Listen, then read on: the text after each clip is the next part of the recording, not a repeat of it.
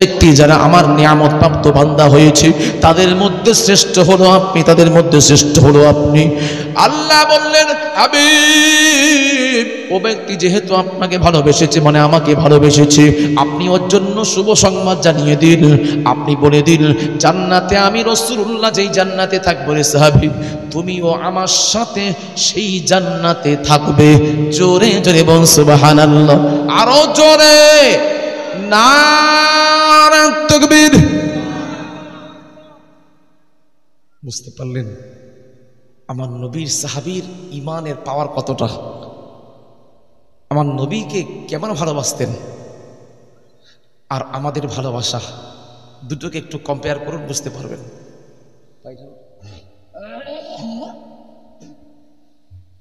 দুরূদ শরীফ, আল্লাহুম্মা সাল্লি আলা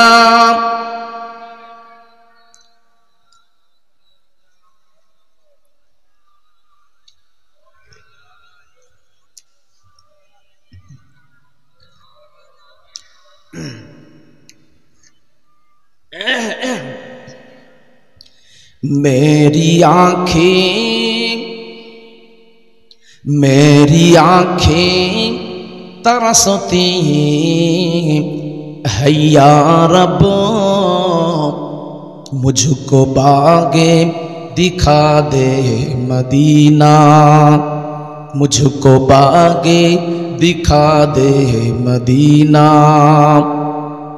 प्यार से जिंदगी देने वाले, जिंदगी में नबी से मिला दे। अल्लाहुम्मा सल्ली अला।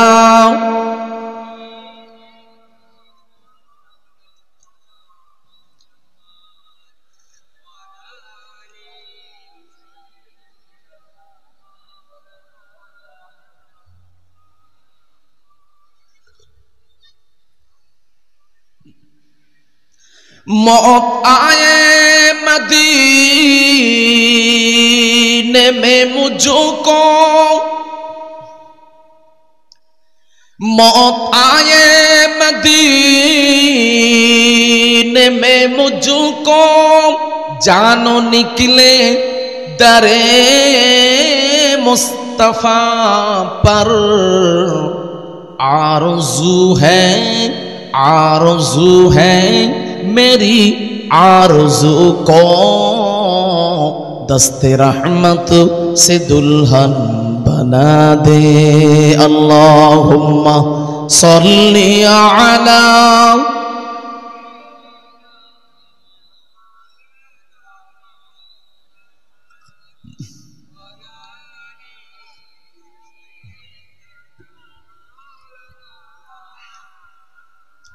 ও আমার আব্বা জানেরা, নওজোয়ান তরুণ যুবক ভাইরা, মা ও বোনেরা, কানটি খাড়া করে শুনুন, আমার নবীকে ভালোবাসুন। নবীর ভালোবাসার নাম হলো ঈমান। আল্লাহ পাক কোরআনের মধ্যে ফয়সালা করে দিয়েছে। আল্লাহ অর্ডার দিলেন, বান্দারে তোমরা আমার নবীকে কেমন ভালোবাসবে জেনে রেখে দাও।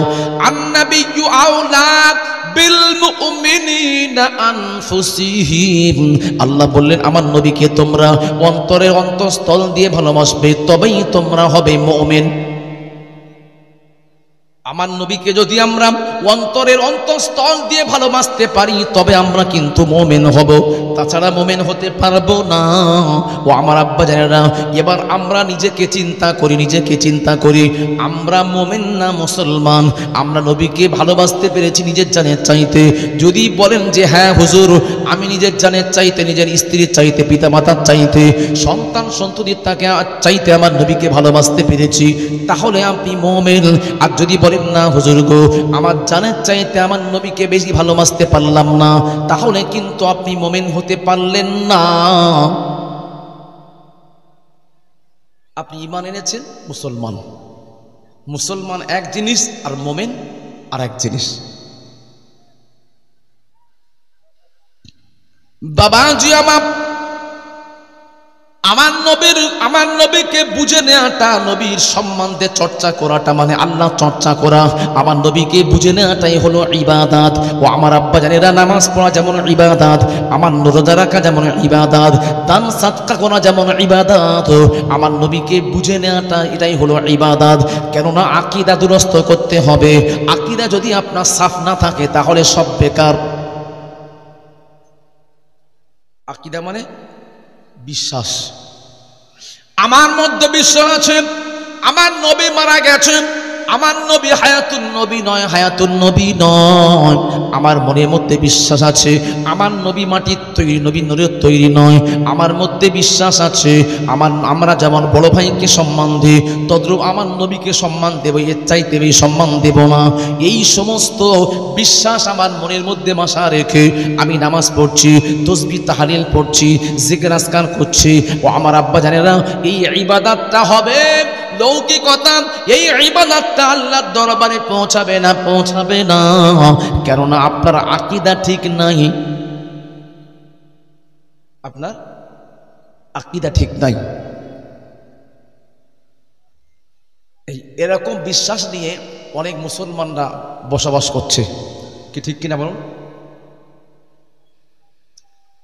তারা মনে করছে যে আমরা আমাদের জায়গা থেকে ঠিক আছি। কেউ কোনো দিন বলে না যে আমি বেঠিক। প্রত্যেকে জায়গা থেকে ঠিক বলছে, কিন্তু ঠিক কোনটা বেঠিক কোনটা তার একটা রাস্তা আল্লাহ রসুল দেখিয়ে দিয়ে গেছেন, তার একটা মাপ কাঠি দেখিয়ে দিয়ে গেছেন। এবার তাহলে ওরা ভুল পথে যাচ্ছে কেন? ব্যাখ্যায় গিয়ে ভুল হয়ে যাচ্ছে। হাদিস একটা কথা বলেছে, আমি বোঝার ভুলের জন্য আমি রাস্তাটা ভুল রাস্তায় অগ্রসর হচ্ছি। বাবাজি আমার, তাহলে আমার নবীর সাহাবীদের ঈমান আর আমাদের ঈমানটা একটু পার্থক্য করে নিন। ও আমার আব্বা জানেরা, বলতে গিয়ে মনে পড়ে গেল আমার নবীর সাহাবী, বড় সাহাবী নাম হলো আবু বকর সিদ্দিক রাদিয়াল্লাহু তাআলা আনহুর কথাটা মনে পড়ে গেল। আবু বকরের যখন ক্ষুধা লাগতেন, আবু বকর সিদ্দিক বলছেন, আমার পেটে পাথর বেঁধে রেখেছি, আমার যখন ক্ষুধা লাগতো আমি থাকতে পারতাম না। আমি ছুটে আমার নবী দরবারে পৌঁছে যেতাম। আমার নবী চাঁদ মুখখানা দেখার সাথে সাথে আমি আবু বকর আমার পেটের ক্ষুধা আল্লাহ নিবারণ করে দিতেন। কি ভালোবাসা দেখুন, এটা কি ভালোবাসার বহিঃপ্রকাশ নয়? পেটের ক্ষুধা নিবারণ হয়ে যাচ্ছে। ও আমার আব্বা জানেনা, নওজোয়ান তরুণ যুবক ভাইয়েরা, মা ও বোনেরা, কান্তি খানা করে শুনুন। কোন আবু বকর ইসলামের প্রথম খলিফা। আমার নবী আমার ইন্তেকালের পূর্বেতে যখন অসুস্থ হয়ে পড়েছিলেন, আবু বকরকে ইশারা করেছিলেন, বাবা আবু বকর, আমার ইন্তেকালে, আমার অসুস্থতার কারণে তুমি হবে আমার মসজিদুন নববীর ইমাম, তোমার পিছনে সাহাবীরা ইক্তেদা করবে। বাবাজি আমার নবী যখন অসুস্থর কারণে মসজিদুন নববীতে জামাতে যেতে পারছেন না, সাহাবীরা নবীর জন্য অপেক্ষা করছেন কখন আমার নবী আসবেন। আমার নবী যখন এলেন না, সাহাবীরা আবু বকরকে মেহরাবে দান করিয়ে দিলেন। আবু বকর আমার নবী যেখানে দাঁড়াতেন ওই জায়গাতে আবু বকর দাঁড়াতে পাচ্ছেন না। আবু বকর জানেন আমি রাসূলুল্লাহর জায়গায় দাঁড়াতে পারবো না। ও আমার আব্বা জানেরা, এবার আবু বকর কি করলেন? মেহরাব থেকে একটু পিছিয়ে এলেন, পিছিয়ে দাঁড়িয়ে নামাজ পড়াচ্ছেন। ও আমার আব্বা জানেরা, এখানে আপনাদের কাছে আমি একটা প্রশ্ন জানতে চাই, আমার নবীর অসুস্থতার কারণে মসজিদুন নববীতে আবু বকর কত ওয়াক্তের নামাজের ইমামতি করিয়েছিলেন? আমার নবী ইন্তেকালের পূর্বে অসুস্থ হয়ে গেছিলেন, অসুস্থতার কারণে আবু বকর হয়েছে মসজিদুন নববীর ইমাম। তাহলে কত ওয়াক্ত নামাজের ইমামতি করিয়েছিলেন?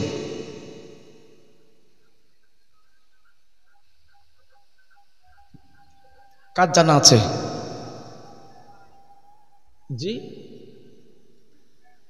চাচা কি বলছেন?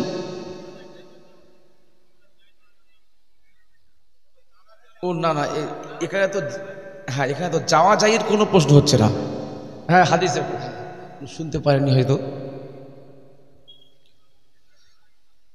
বাবাজি আমার নবী ইন্তেকালের পূর্বেতে অসুস্থ থাকার কারণে আবু বকর 1 ওয়াক্ত 2 ওয়াক্ত 3 ওয়াক্ত নয়, বাবাজি আমার হাদিস পাকের মধ্যে এসেছে আবু বকর 17 ওয়াক্ত নামাজে ইমামতি করিয়েছেন। ও আমার আব্বা জানেরা 17 ওয়াক্ত নামাজে ইমামতি করিয়েছেন। আমার নবী আমার যেদিন ইন্তেকাল করবেন সেই দিনটা ছিল ইয়াউমি ইসনাইন, সোমবার দিন। সোমবার দিন বেলা 9টার সময় আমার নবী ইন্তেকাল করেছেন। বাবাজি আমার ওই দিনে আমার নবীর শরীরটা খুবই সুস্থ ছিল। আমার নবী আমার ফজরের নামাজে যাওয়ার জন্য রেডি হয়েছিলেন। জামাত যখন হয়ে গেল আমার নবী আমার সতরার হুজুরন আমার নবী আমার দেখছেন যে সাহাবীরা নামাজ পড়ছেন। সাহাবা আমার নবী আমার হুজরা মুবারকে, আমার নবীর হুজরাতে কোনো বাবাজি আমার দরওয়াজা ছিল না। আমার নবীর হুজরাতে একটা চামড়ার পর্দা ছিল। আমার নবী এইভাবে করে পর্দাটা সরিয়েছেন। নাজারা ইলাইনা, যখন সাহাবা হুজুরদের দিকে তাকালেন, সাহাবা হুজুররা নামাজ পড়তে পড়তে আমার নবীর দিকে ঘুরে গেছেন, আনন্দে উৎফুল্ল হয়ে গেছে যে নবীকে তারা এক ওয়াক্ত না দেখলে থাকতে পারে না। সেই নবীকে তারা 3 দিন পর্যন্ত দেখতে পেল না। আমার নবীকে দেখার সাথে সাথে কিবলা পরিবর্তন করে আমার নবীর দিকে ঘুরে গেছে, নামাজ ছেড়ে যাওয়ার মতো পরিস্থিতি হয়ে গেছিল। আমার নবী বললেন, ইয়া আইয়ুহান নাস, হে মানুষেরা, খবরদার তোমরা এদিক ওদিক ঘোরাঘুরি করো না, এদিক ওদিক হইও না। আমি রাসূলুল্লাহ জানিয়ে দিলাম, ফাতাম্মা আলাইকুম বিসসালাহ, তোমরা তোমাদের নামাজটাকে পরিপূর্ণ করে নাও।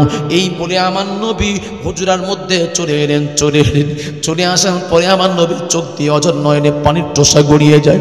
আম্মা জান আয়েশা বলছেন, স্বামী আমার, আপনি কাঁদছেন কেন? আপনার অনুপস্থিতিতে তারা আবু বকরকে ইমাম মেনে নিয়েছে, এটা তো আপনার জন্য খুশি হওয়ার কথা, আপনি কেন কাঁদছেন? সেই সময় আমার নবী বললেন, ও আমার স্ত্রী আবু বকর, ও আমার স্ত্রী আয়েশা গো, শোনো, আমি রাসূলুল্লাহ এই চোখে যে পানিটা এসেছে এটা আমার দুঃখের পানি নয়, এটা হলো আমার আনন্দের পানি। কেননা এই নামাজকে কায়েম করার জন্য আমাকে তায়েফে যেতে হয়েছিল। তায়েফের বাচ্চা থেকে আবাল বৃদ্ধা বনিতা প্রত্যেকে আমাকে পাথর মেরেছিল। আমি রাসূলুল্লাহ আমার শরীরটা জীর্ণ শীর্ণ হয়ে গেছিল, রক্তাক্ত হয়ে গেছিল, আমার স্যান্ডেলটা রক্ততে জমাট বেঁধে গেছিল, আমি রাসূলুল্লাহ বেহুশ হয়ে গেছিলাম। ও আমার আব্বা জানেরা, আমার নবী কাঁদছেন আর বলছেন, আয়েশা গো, এই নামাজ কায়েম করার জন্য আমি রাসূল আমার দন্দন মোবারক খানা উহুদের প্রান্তে শহীদ করতে হয়েছে, এই কথাটা বলছেন আর কাঁদছেন। আয়েশা, আম্মা জান আয়েশা নিজের হাতে আমার নবীর চোখটা মুছিয়ে দিলেন। বাবাজি আমার কান্না 2 প্রকারে হয়, একটা দুঃখের কান্না হয় যখন আপনার কাছে অতিরিক্ত আনন্দের সংবাদ আসবে, দেখবেন অটোমেটিক ভাবে একটা 2 ফোঁটা পানি চোখ দিয়ে বেরিয়ে পড়ে, ঠিক কিনা বলুন? 10 বছর কোনো এমএসসি এসএসসি হয়নি, আপনার বয়সও প্রায় শেষ হয়ে গেল, 40 হতে যায়, আপনি শেষবারে পরীক্ষা দিয়েছেন, খবর এসছে, পিয়ন বলছেন আপনার অ্যাপয়েন্টমেন্ট লেটার এসছে, কিসের না অমুক জায়গায় আপনার ইন্টারভিউ হবে। তো অ্যাপয়েন্টমেন্ট লেটার যদি এসে যায়, সে খুশি না হয়ে থাকতে পারবে? 10 বছর পরীক্ষা নাই, নিয়োগ নাই, আমার বয়সও শেষ হয়ে গেল, এটাই লাস্ট চান্স, সে আনন্দে আত্মহারা, চোখ দিয়ে পানি বেরিয়ে গেল। তাহলে আনন্দে মানুষের চোখে পানি বের হয় কি, তাই তো নাকি? বাবাজি আমার নবী বিশ্ব নবী রাহমাতুল লিল আলামিন।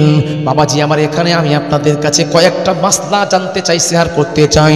নাম্বার 1 হলো, আপনি যখন নামাজে দাঁড়িয়ে যান, নামাজে দাঁড়ানোর সময় তাকবীরে তাহরিমা যখন বাঁধানোর সময় আপনি আপনার চেহারাটা, চোখটা কোন দিকে রাখেন?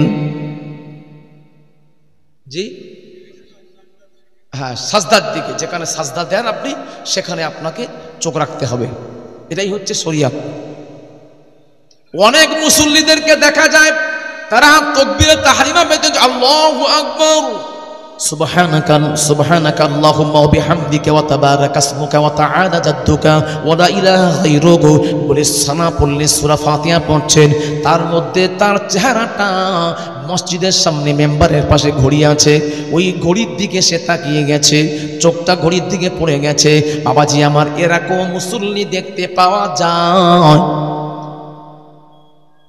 কি? আপনাদের চোখে পড়েনি যে নামাজে দাঁড়িয়ে এইভাবে করে ঘড়ির দিকে তাকিয়ে আছে? এরকম মুসল্লি আছে তো? তাহলে কি হবে? এই মুসল্লির নামাজটা কি হবে? জি, আপনাদের মাসলা কি জানা আছে বলুন, অসুবিধা নেই, ভুল হলেও তো আমি আছি।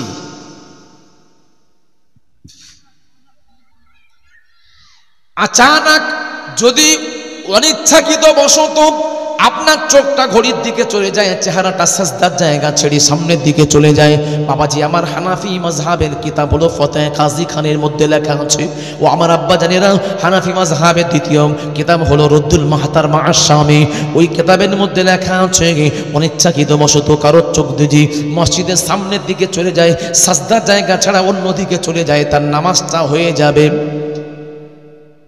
নামাজ হয়ে যাবে।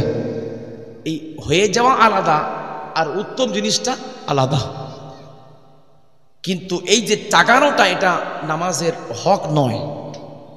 আমার আল্লাহ কি বলছেন নামাজটা কেমন হবে? সূরাতুল মুমিনুন খুলুন, আল্লাহ সূরা মুমিনুনের মধ্যে জানিয়ে দিলেন, আল্লাহ বললেন মুমিনদের নামাজটা কেমন হবে? আল্লাযীনা হুম ফি সালাতিহিম খাশিউন, আল্লাহ বললেন মুমিনদের নামাজ হবে আজিজিয়ান কেসারির সঙ্গে নামাজ, খুশু খুজুর সঙ্গে নামাজ, ইতমিনানি কলবিন নামাজ। ও আমার আব্বা জানেন আমি আব্দুল কাদের নামাজ পড়ছি, আমার দেহটা আছে মেহেরপুর যায় মসজিদে আছে, কিন্তু আমার মনটা আছে কখন আমি জলসা শেষ করে আবার দ্বিতীয় জলসাতে অ্যাটেন্ড করব, এই সময় 1 ঘন্টা টাইম আছে, কেমন করে যাব? সমস্ত পরিকল্পনাটা নামাজের মধ্যে আমি সেরে ফেলছি। এরকম আমরা করি কি করি না? নামাজের মধ্যে আপনি চাষি মানুষ, আপনার মাঠের চিন্তা, আপনার গরু মাঠে পড়ে আছে, গরুটা আনতে যাবেন, আপনি দোকানদার, দোকান খুলে রেখে নামাজ পড়তে এসেছেন, খরিদ্দার দাঁড়িয়ে আছে, কি করে আপনি তাড়াতাড়ি করে চলে যাবেন, এই চিন্তা আপনার মাধ্যমে মাথায় ঘুরছে। বাবাজি আমার আব্বা জানেন না, মোমেনদের নামাজ কিন্তু এরকম নামাজ হওয়া উচিত নয়, উচিত নয়। আল্লাহ রাব্বুল আলামিন কোরআনের মধ্যে জানিয়ে আল্লাহ বললেন বান্দারে আমার কাছে তোমরা দাঁড়ানোর মতো দাঁড়াও, দাঁড়ানোর মতো আল্লাহ দাঁড়াতে বলেছেন। বাবাজি আপনার দেহ আপনার মনটা দুটোকে এক জায়গায় করতে হবে, তবেই হবেন আপনি মোমেন। বাবাজি আমাদের নামাজ যা হচ্ছে আর বলে লাভ নেই, নামাজের মধ্যে সমস্ত চিন্তা আমরা করে ফেলছি। ও আমার আব্বা জানেরা চিন্তা আপনি করছেন, আবার নামাজের মধ্যে ঘুরে আসবেন, নামাজের মধ্যে চিন্তাটা ফিরিয়ে আনবেন, নামাজ হয়ে যাবে। তাহলে আমি বোঝাতে চাইলাম এটা নামাজ হয়ে যাওয়া জিনিসটা আলাদা আর উত্তম জিনিসটা আলাদা।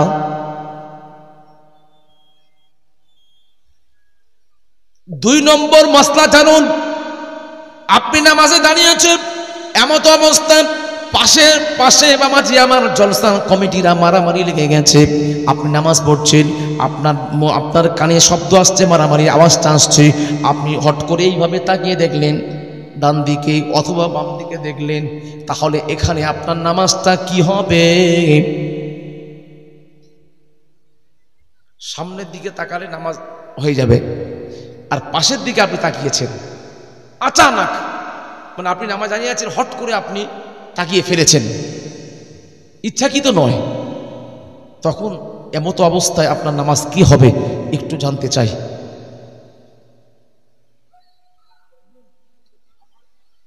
জি,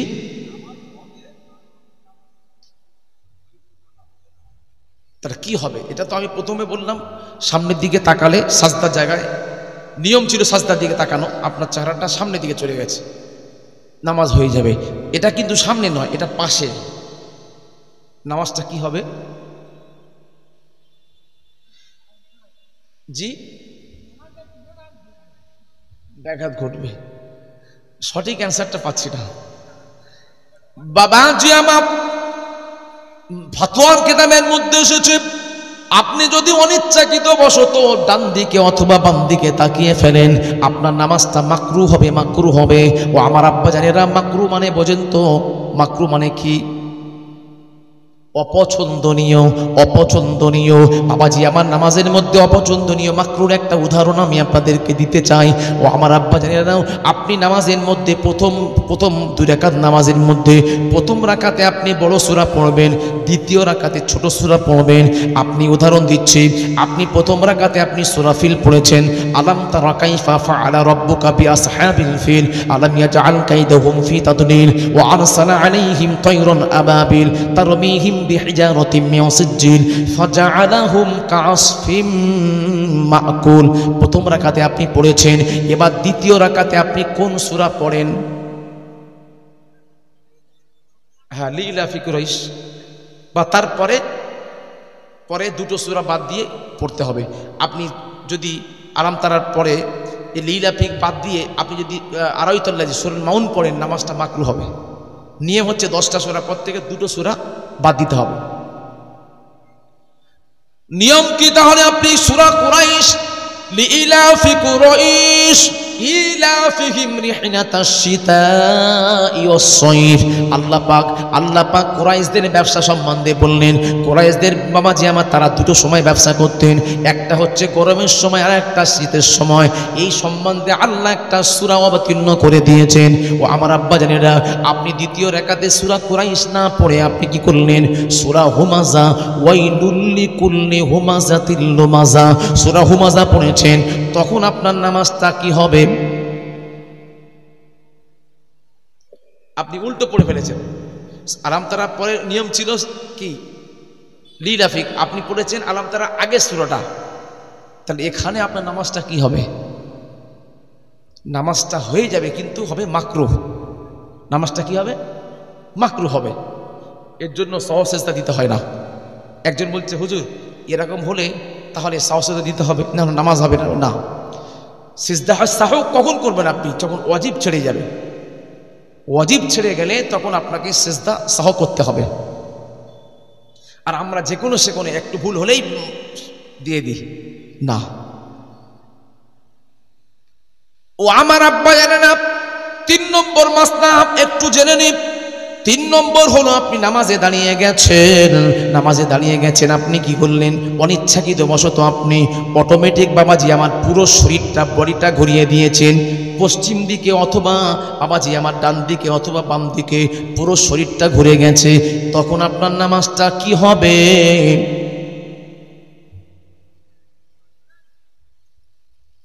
আপনার তখন এরকম ডান দিকে বাম দিকে আপনার মুন্ডু ঘুরেছিল, এখন পুরো বডিটা ঘুরে গেছে। তখন নামাজ কি হবে?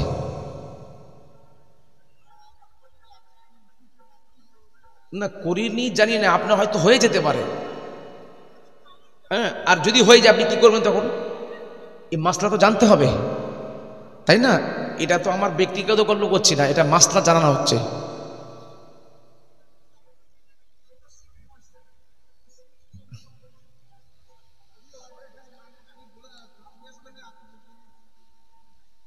বলুন আপনারা কি জানছেন, কি জেনে আছেন, একটু আমার সঙ্গে যদি না শেয়ার করেন আমি বুঝবো কি করে? হয়তো আপনারা অন্য একটা মাসলা জেনে আছেন। হ্যাঁ হ্যাঁ, এ কি সুন্দর বলে দিল, নামাজ ছেড়ে যেতে হবে কেন? কিবলার দিকে মুখ করাটা হচ্ছে ফরজ। কিবলামুখী হওয়াটা কি ফরজ। আপনি নামাজ পড়েছেন, দাঁড়িয়ে গেছেন, বলিস এ তো নামাজ, এ তো কিবলা নয়। পিছন থেকে বলল, আপনি দিক লেগে গেছে, এরকম হয়তো দিক লেগে গেছে, পশ্চিম দিকটাকে আপনি পূর্ব দিক পশ্চিম ভেবে নামাজ চলে দাঁড়িয়ে গেছে। নতুন বের বাড়ি গেছেন, এখন বেই বললো, হাই রে হাই, এ তো আমার বেই ভুল করে ফেলছে, নামাজের দিকে নয়। আপনি কি করবেন?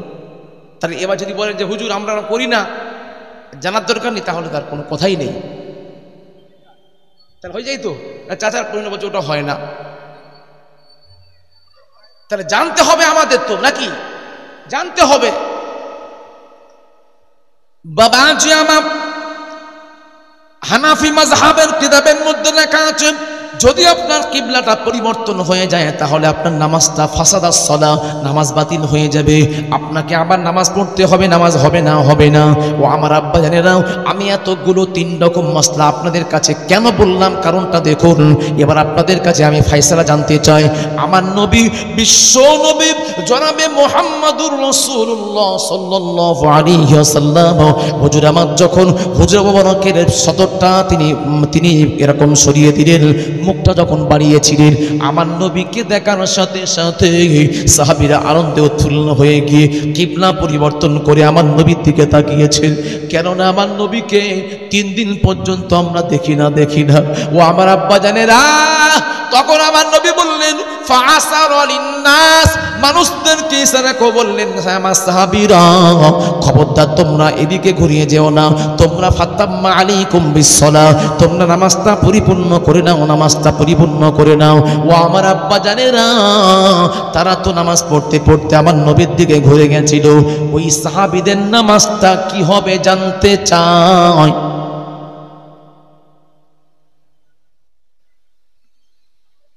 বলুন,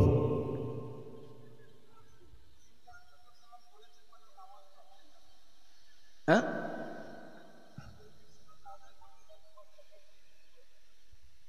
ও নামাজ পড়তে বলেছে বলে, কিন্তু তাহলে কি নামাজ তাহলে দৌড়াতে হবে?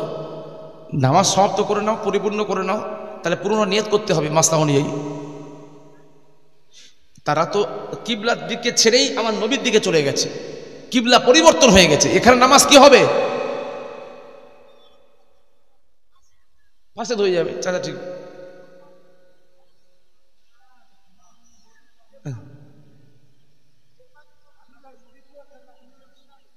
ঠিক, ঠিক, এই অ্যান্সারটা সঠিক। এই মুরব্বী বেকার হয়ে গেল, এই তো নাম্বার পাচ্ছে না, সব 0 পেয়ে যাচ্ছে, কি হবে বলুন তো? বাবাজি আমার আব্বা জানে না, নওজোয়ান তরুণ যুবক ভাইয়েরা, মা ও বোনেরা, কান্তি খাড়া করে শুনুন, আমার নবী শান আল্লাহকে দিয়েছেন দেখুন। বাবাজি আমার আপনার কিবলা, আমাদের বাবাজি আমরা যদি কিবলার দিক থেকে অন্যদিকে ঘুরি আমাদের নামাজ হবে না। আমাদের সঙ্গে নবীকে এক করাবেন না। নবীর সম্বন্ধে আল্লাহ কি বললেন? আল্লাহ বললেন, তোমরা যখন আমার নবীর দিকে ঘুরে গেছো, তোমরা তো অন্যদিকে ঘোরোনি, তোমরা কাবার দিকে ঘুরে গেছো। আমার নবী, বিশ্ব নবী, তিনি অন্য কোন নবী নয়, তিনি হলেন কাবা। জোরে জোরে বলুন সুবহানাল্লাহ। আমার নবীর দিকে ঘোরার জন্য তোমাদের নামাজটা শুধু হয়ে যাবে এমনটা নয়। আমি আল্লাহ জানিয়ে দিলাম, তোমাদের নামাজটা আমার কাছে কবুলিয়াতের বেশি হক রাখে। জোরে জোরে বলুন সুবহানাল্লাহ। তাহলে কি বোঝা গেল? আমার নবীর হলো কাবা, আমার নবীর শান অনেক ঊর্ধ্বে। তাহলে এই মাসলা আমি আপনাদেরকে যে জানালাম, এই মাসলা কি আমার নবীর কাছে খাটবে না। এই মাসলা আমাদের জন্য, আমার নবীর জন্য মাসলা ভিন্ন। আমার নবীর উপরে 6 ওয়াক্ত নামাজ ফরজ ছিল, আমাদের জন্য 5 ওয়াক্ত নামাজ ফরজ। ও আমার আব্বা জানেরা, আমার নবীর জন্য যে 1 ওয়াক্ত নামাজ বেশি ছিল, সেই ওয়াক্ত নামাজটা কি? তাহাজ্জুদের নামাজ আমার নবীর জন্য আবশ্যক ছিল, ফরজ ছিল। ও আমার আব্বা জানেরা, আমাদের জন্য ফরজ হলো না কেন? আমার নবী আল্লাহর দরবারে চোখের পানি ফেলেছিলেন। রব্বুল আলামিন, আল্লাহ গো, আমার গুনাহগার উম্মতিরা তারা বড্ড দুর্বল, আল্লাহ তাদের উপর আপনি তাহাজ্জুদটা চাপিয়ে দেবেন না। কেননা তারা ফজরের নামাজের সময় অনেক সময় উঠতে পারে না, কাজা করে ফেলে। তারা যদি তাহাজ্জুদটা ফরজ করে দেন রাতের অন্ধকারে, আবার তাদের উঠতে হবে, এটা তাদের জন্য বড় কষ্ট হয়ে যাবে। আমি রাসূলুল্লাহ বলে দিই, হে রব্বুল আলামিন, আপনি আমার উম্মতের জন্য তাহাজ্জুদটাকে নফল বানিয়ে দেন। সেই সময় আল্লাহ আয়াতে কারিমা অবতীর্ণ করে জানিয়ে দিলেন, আল্লাহ বললেন, হাবিব রে, আপনি যাতে রাজি, আমি আল্লাহ তাতে রাজি। ও আমার আব্বা জানেরা, তাহলে আমাদের জন্য যে তাহাজ্জুদের নামাজটা আল্লাহ রাসূল নফল করিয়ে নিয়েছেন, এটা ভালো করলেন না খারাপ করলেন? সব করেছে, আমাদের জন্য সবই করেছে নবী। আর আমরা নবীর জন্য কি করলাম? আল্লাহ আয়াতে কারিমা অবতীর্ণ করে বললেন, ফাতাহাজ্জাদ বিহি নাফিলাতান লাক আসা আন ইয়াবআসাকা রাব্বুকা মাকামাম মাহমুদা। আল্লাহ রাব্বুল আলামিন বললেন, হাবিবরে আপনার জন্য বাড়তি করেছিলাম তাহাজ্জুদ নামাজটা, কিন্তু আপনার সাহাবীদের জন্য করব, উম্মতের জন্য করব না। আমি আল্লাহ আপনার কথাটা কবুল করে নিলাম। ও আমার আব্বা জানেরা, আমার নবীর উপরে আরো দুটো জিনিস ফরজ ছিল, অতিরিক্ত ছিল আমাদের জন্য, সেটা নয় বাবাজি। আমার আরো দুটো জিনিস কি কি আমার নবীর জন্য ফরজ ছিল। তাহাজ্জুদের নামাজ যেমন আমার নবীর জন্য বাড়তি ছিল, ফরজ আমাদের জন্য নফল। আরো দুটো জিনিস আমার নবীর জন্য ফরজ ছিল, সেটা আমাদের উপরে কি নফল। সেটা কি বাবাজি? আমার নাম্বার 2 হলো আমার নবীর উপরে মিসওয়াক করা ফরজ ছিল। জিবরাইল আমিনা আলাইহিস সালাতু ওয়াস সালাম আমার নবীর কাছে একবার আসে নাই বাবাজি, আমার 24,000 বার এসেছিল। 24,000 বার যতবার আমার নবীর কাছে এসেছিল, প্রত্যেকবারে বাবাজি আমার মিসওয়াক করার কথা আমার নবীকে বলে দিয়ে গেছেন। ও আমার আব্বা জানেরা, মিসওয়াক করাটা প্রত্যেক নামাজের পূর্বেতে ওযু করার সময়, নামাজের সময় বাবাজি আমার মিসওয়াক করাটা ফরজ ছিল আমার নবীর জন্য। কিন্তু এই মিসওয়াক করাটা আমাদের জন্য হয়ে গেল নফল। এটা আমাদের জন্য আল্লাহর কাছ থেকে নবী চেয়ে নিয়েছেন। এটা ভালো করেছেন না মন্দ করেছেন? আমার নবী নামাজে পুরো মিসওয়াক করতে হতো, ফরজ। কেন করলেন না? আশক্কা আলাইহি মিন উম্মতি, আমার নবী বলছে আমার ভয় হয় আমার উম্মতের উপরে একটা বোঝা, একটা চাপ এসে যাবে, আমার উম্মতরা পারবে না। আল্লাহ, এটা আপনি উম্মতের জন্য হালকা করে দেন। বাবাজি আমার, ও আমার আব্বা জানেরা, নওজোয়ান তরুণ যুবক ভাইয়েরা, মা ও বোনেরা, কানটি খাড়া করে শুনুন। ফরজ নামাজের পরে পরে যার সুন্নত এবং নফলের মধ্যে যার মর্যাদা বেশি, সেটা অন্য কোনো নামাজ নয়, সেটা হলো তাহাজ্জুদের নামাজ। ও আমার আব্বা জানেরা, রমজান মাসে আমরা তাহাজ্জুদের নামাজ পড়েছি, ঠিক কিনা বলুন? কারা কারা রমজান মাসে তাহাজ্জুদের নামাজ পড়েছেন আমাকে একটু হাত উঁচু করে দেখান। নারায়ে তাকবীর। 1 2 3 4 5, এই 5 জন পড়েছে মাত্র। চাচা, আপনি তাহাজ্জুদের নামাজ পড়েননি? রমজান মাসে পড়েননি? তাহলে সেহরি খেয়ে ঘুমিয়ে পড়েছেন। আর আপনি কি করেছেন? তাহাজ্জুদের নামাজ পড়েননি? হ্যাঁ, আপনি এই রমজান মাসটা একটা সুযোগ এরকম। আপনি তো অটোমেটিক ঘুম থেকে উঠছেন 3টের সময়।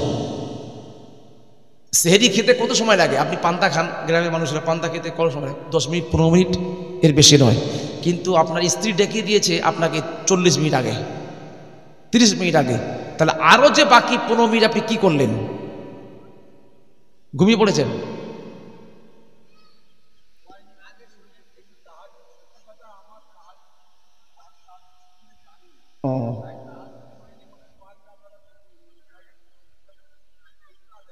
তাহাজ্জুদটা জানেন না, তাই না? ও না, খবরদার, তাহাজ্জুদটা পড়বেন। এই মাহে রমজান চলে গেছে, একটা ভালো একটা সুযোগ চলে গেছিল, আপনি এটাকে, জি হ্যাঁ, অটোমেটিক যারা তাহাজ্জুদ নামাজ ধরেছে, অভ্যস্ত, তাদেরকে বলতে হয় না। বাবাজি আমার আব্বা জানে না, আমার নবী বিশ্ব নবী রাহমাতুল লিল আলামিন, হুজুর আমার সোনা জবানি ইরশাদ করছেন, আমার নবী আমার জানিয়ে দিলেন তাহাজ্জুদের নামাজের কত গুরুত্ব। দেখুন আমার নবী বলছেন, 7 আসমান 7 জমিন যদি একটা পাল্লায় রাখা হয়, 7 আসমান 7 জমিন যদি একটা পাল্লায় রাখা হয়, আমার গুনাহগার উম্মতিদের তাহাজ্জুদের নামাজ দূরে কার, তাহাজ্জুদের নামাজ যদি আর একটা পাল্লায় রাখা হয়, আমি রাসূলুল্লাহ জানিয়ে দিলাম আল্লাহর কাছে তাহাজ্জুদের নামাজের পাল্লাটা ভারী হয়ে যাবে। আরো জোরে, বুঝতে পারলেন? সেই নামাজটা আমরা পড়ি না, আমরা কতটা ইসলাম থেকে পিছিয়ে। দেখুন বাবাজি আমার, তাহাজ্জুদের নামাজে অভ্যস্ত করুন। আমার নবী জানিয়ে দিলেন কোন ব্যক্তি যদি তাহাজ্জুদের নামাজ পড়ে, তাহাজ্জুদের নামাজ পড়ে, আমি আর রাসূলুল্লাহ জানিয়ে দিলাম ইন্তেকালের পূর্বে তার জবান থেকে কলেমা জারি হয়ে যাবে। নাম্বার 2, তার চেহারার মধ্যে আল্লাহ নূর দিয়ে দেবেন। নাম্বার 3, তাকে মানুষের সামনে সে সম্মানের পাত্র হয়ে দাঁড়াবে। ও আমার আব্বা জানেরা, আল্লাহর ওলি যারা হয়েছেন তারা তাহাজ্জুদের নামাজ কেউ কাজা করে না। যারা আল্লাহর নৈকট্য অর্জন করেছে না, তারা তাহাজ্জুদের নামাজ কেউ ছাড়ে না। আর আমরা তাহাজ্জুদ কি জিনিস জানলাম না। বাবা জি আমার, ও আমার মেহেরপুর গ্রামবাসী, আব্বা জানেরা, নওজোয়ান সোনার যুবক ভাইয়েরা, মা ও বোনেরা, কামটি খানা করে শুনুন, আমার নবীকে ভালোবাসুন, আমার নবীকে ভালোবাসুন। বাবাজি আমার বলতে গিয়ে আমি এইদিকে চলে এসেছি। কোন আবু বকর, যে আবু বকর আমার নবীকে কত না ভালোবেসেছিল, ওই আবু বকর সম্বন্ধে আমার নবী জানিয়ে দিলেন। ও আমার নবী বললেন, আমার তামাম গুনাহগার উম্মতিদের সারা জীবনের আমলটা যদি একটা পাল্লায় রাখা হয়, তামাম গুনাহগার উম্মতিদের সারা জীবনের আমল নামা যদি একটা পাল্লায় রাখা হয়, আমি রাসূলুল্লাহ জানিয়ে দিলাম আবু বকরের এক রাতের আমলের পাল্লাটা যদি আর একটা পাল্লায় রাখা হয়, আমি রাসূলুল্লাহ জানিয়ে দিলাম আল্লাহর কাছে আবু বকরের এক রাতের আমলের পাল্লাটা ভারী হয়ে যাবে। ও আমার বাবাজিরা, কোন আবু বকর দেখেন, কোন আবু বকর আমার নবীকে কত না ভালোবেসেছিলেন। ও আমার আব্বা জানেরা, আমার নবী মক্কাতুল মুআজ্জামাতে যখন ইসলামের দাওয়াত দিতেন, লুকিয়ে লুকিয়ে দাওয়াত দিতেন। বাবাজি আমার 13 বছরের মধ্যে 6 বছরে আমার নবী ইসলামের দাওয়াতটা দিতে সাহস পেলেন না। একজন দুজনের কাছে কানে কানে বলতেন, আবার বলতেন খবরদার তোমরা দুজনকে দ্বিতীয়কে বলবে না, লুকিয়ে লুকিয়ে দাওয়াত দিতেন। ও আমার আব্বা জানেরা, আমার নবী মক্কাতে পৃথিবীর মধ্যে সর্বপ্রথমে একটা মাদ্রাসা স্থাপন করেছিলেন। ও আমার আব্বা জানেরা, সেই মাদ্রাসার ছাত্র ছিল 39 জন ছাত্রকে নিয়ে আমার নবী মাদ্রাসা ওপেন করেছিলেন। ও আমার আব্বা জানেরা, পৃথিবীতে আপনি বহু মাদ্রাসা দেখতে পাবেন। মুজাদ্দিদ জামান শাহ আবু বকর সিদ্দিক আল কুরাইশি রাহমাতুল্লাহ আলাইহি তার পীরের নামে ফুরফুরা ফাতিহিয়া টাইটেল মাদ্রাসা স্থাপন করে দিয়েছেন। বাবাজি আমার আব্বাজান হুজুর কিবলা তার পীরের নামে মাদ্রাসা করেছেন, দারুন নাজাত আবু জাফরিয়া সিদ্দিকিয়া মাদ্রাসা। সেই মাদ্রাসার মুহতামিম আমি খাদেম হিসাবে কাজ করি। ও আমার আব্বা জানেরা, আপনাদের এলাকাতে অনেক মাদ্রাসা আছে, কিন্তু আমি আপনাদের কাছে জানতে চাই, আমার নবী পৃথিবীর মধ্যে যে প্রথম মাদ্রাসা করেছিলেন, ওই মাদ্রাসার নামটা কি?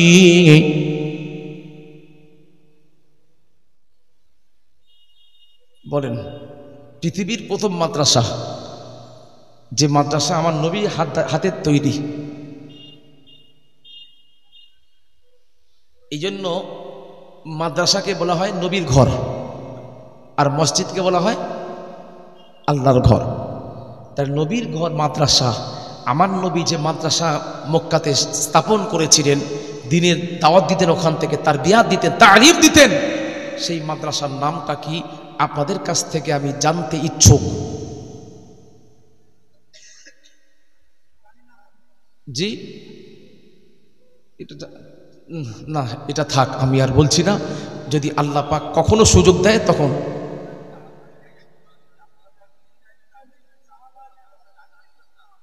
হ্যাঁ,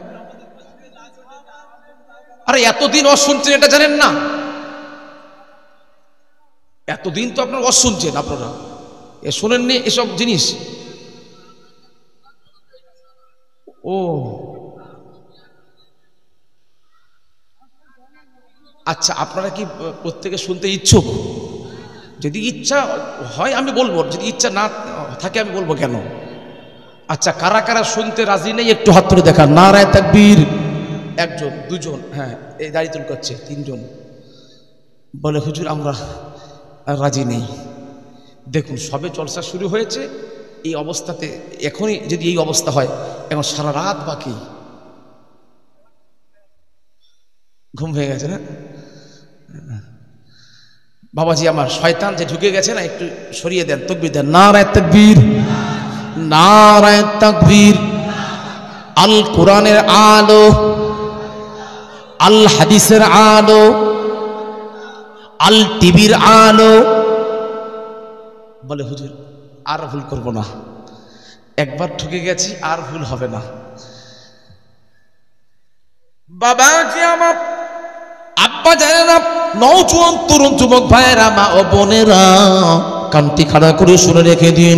আমার নবী আমার মক্কাতুল মুআজ্জামাতে সর্বপ্রথমে যে মাদ্রাসা স্থাপন করেছিলেন, ওই মাদ্রাসার নাম হলো মাদ্রাসা দারুল আরকাম।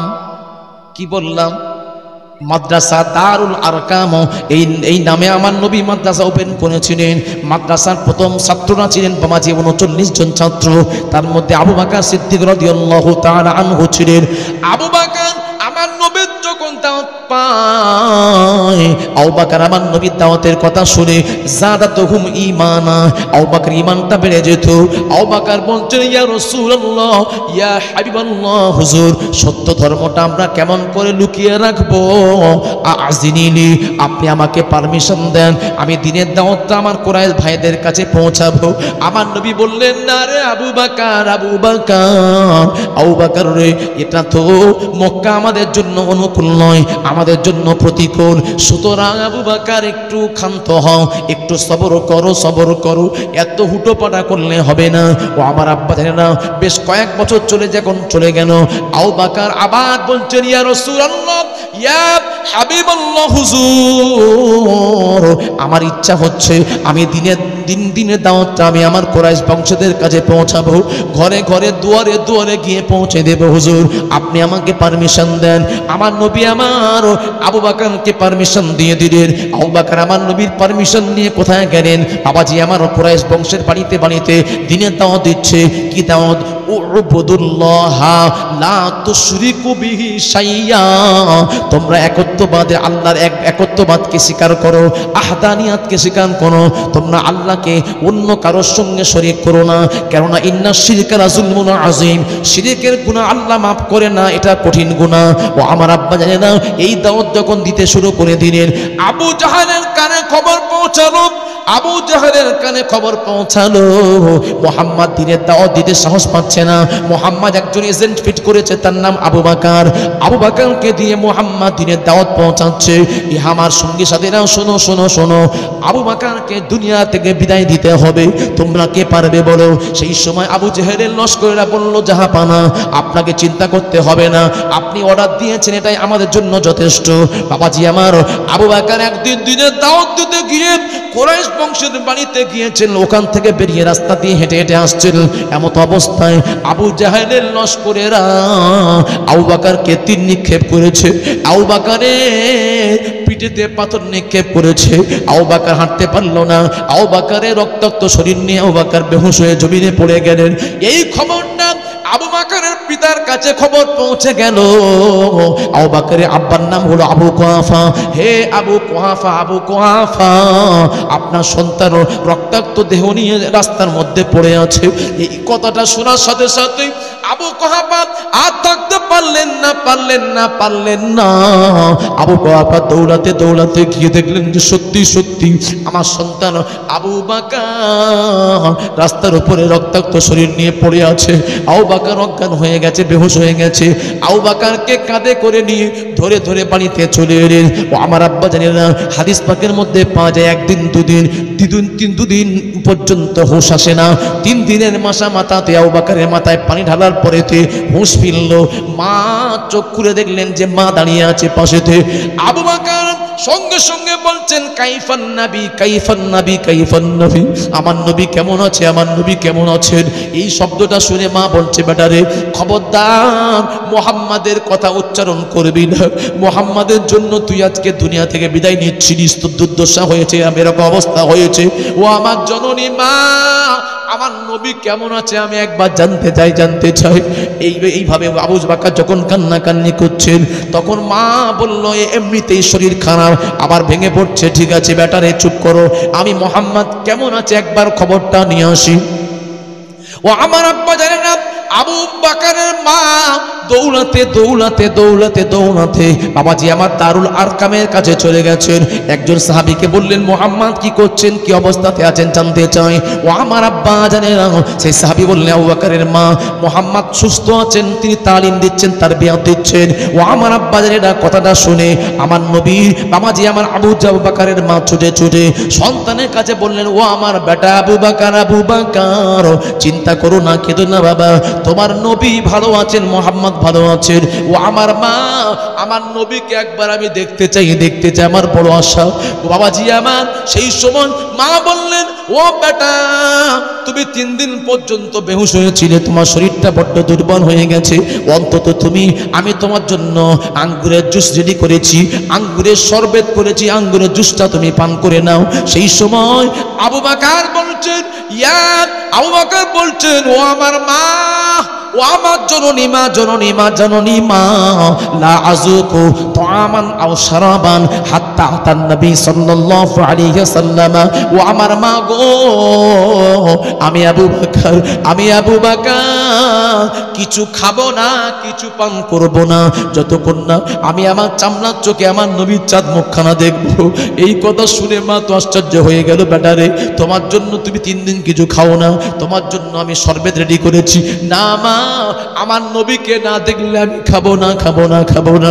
ও আমার আব্বা জানে না নবীকে কত না ভালোবাসতেন। দেখুন মা কি করলেন, সন্তানকে ধরে ধরে আমার নবীর দরবারে নিয়ে গেলেন। আমার নবী যখন দূর থেকে দেখলেন আবু বকর আসছে, আমার নবী দাঁড়িয়ে দাঁড়িয়ে ছুটে গিয়ে আবু বকরকে জড়িয়ে ধরলেন। আমার নবী আবু বকরকে জড়িয়ে ধরলেন, আবু বকর আমার নবীকে জড়িয়ে ধরে হাউ হাউ করে কান্নাকান্নি করছেন। ও বাবা আবু বকর তুমি কেমন আছো বলো। ইয়া রাসূলুল্লাহ, ইয়া হাবিবাল্লাহ হুজুর আমি আপনার দোয়াতে ভালো আছি। না বাবা দেখি তোমার পিঠটা একবার তোলো দেখি, পিঠটা দেখি। আবু বকরের জুব্বাটা যখন তুললেন দেখলেন আবু বকরের দেহে বাবাজি আমার ক্ষত ক্ষত হয়ে আছে, তীর নিক্ষেপ হয়েছে, রক্তাক্ত অবস্থা আছে। আমার নবী আমার আল্লাহর কাছে হাত তুলে দোয়া করলেন, রব্বুল আলামিন, আল্লাহ গো আমার পাগল সাহাবী আবু বকর তার শরীরটা জীর্ণ শীর্ণ হয়ে গেছে, আল্লাহ গো কত না মজলুম অবস্থাতে আছে, আমি দোয়া করি আবু বকরকে আপনি সুস্থতা করে দিন, সুস্থ করে দিন। এই দোয়া যখন করতে শুরু করলেন সেই সময়ে আবু বকর বললেন, হুজুর আপনি কেবল আমার জন্য দোয়া করবেন না, করবেন না, করবেন না, আমার জননী মা, আমার মায়ের জন্য একবার দোয়া করুন। আমার মা এখনো পর্যন্ত ইসলামের ছত্র ছায়াতে আসে না, কলেমা গ্রহণ করে না। এই বলে আমার নবী আমার হাত তুলে দোয়া করলেন, আল্লাহুম্মা ইহাদিল উম্মি আবু বকর, আল্লাহুম্মা ইহাদিল উম্মি আবু বকর, আল্লাহ গো আপনি আবু বকরের মাকে হেদায়েত দিন। এই বলে দোয়া করার সাথে সাথে বাবাজি আমার বন্দুকের গুলি মিস হবে তো আমার নবীর দোয়া মিস হবে না, হবে না, হবে না। আমার নবী আমার যখন হাত তুললেন, হাত তোলার সাথে সাথে আবু বকরের মায়ের দোয়াটা আল্লাহর দরবারে কবুল হয়ে গেছে। জোরে জোরে বল সুবহানাল্লাহ, আরো জোরে। বাবাজি আমার আবু বকরের মা আমার নবীর হাত নামানোর অপেক্ষায় আছে। হাত যখন নামিয়েছেন আবু বকরের মা বলছেন, ইয়া রাসূলুল্লাহ, ইয়া হাবিবাল্লাহ হুজুর আমি আপনার পিছনে কত না গিল্লা গিবত করেছি, কত না কথা বলেছি, হুজুর আপনি আমাকে মাফ করে দিন। আমার সন্তান আপনার পাগল, আমি আমার সন্তানের মতো আপনার হাতে হাত দিয়ে কলেমা পড়তে চাই। বাবাজি আমার আমার নবী আবু বকরের মায়ের হাত ধরে কলেমা পড়িয়ে দিলেন। সকলে পড়ুন, লা ইলাহা ইল্লাল্লাহু মুহাম্মাদুর রাসূলুল্লাহ সাল্লাল্লাহু আলাইহি ওয়াসাল্লাম। কলেমা পড়ে মুসলমান হয়ে মা এবং বেটা বাড়িতে চলে গেলেন। জোরে জোরে বল সুবহানাল্লাহ। আবু বকর নবীকে কত ভালোবাসতেন। এমনি কি আমার নবী বলেছেন যে আবু বকরের এক রাতের আমলের পাল্লা ভারী হবে? এমনি তো বলেন নাই। সে আবু বকরের ঈমান আর আমাদের ঈমান এক হবে? কথা বলুন, হবে না। সাহাবা হুজুরদের ভালোবাসা, নবী প্রেম কেমন ছিলেন, তারা নবীকে কত ভালোবাসত, তাদের লাইফ হিস্ট্রিটা পড়ুন। তাদের ভালোবাসা দেখে আমাদেরকে শিক্ষা নিতে হবে। দরুদ শরীফ, আল্লাহুম্মা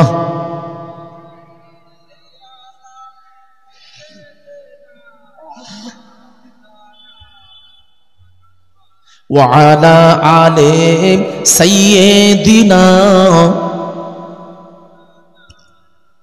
उनकी उल्फत निहा में उनकी उल्फत निहा में रसीने में है दिल में उल्फत और दिल मदीने में है तालिबों को भला किस तालिबों को भला किस तरह चंद हो जब का मतलूब उनका मदीने में है अल्लाहुम्मा सल्ली अला मौलाना मुहम्मद व अला आली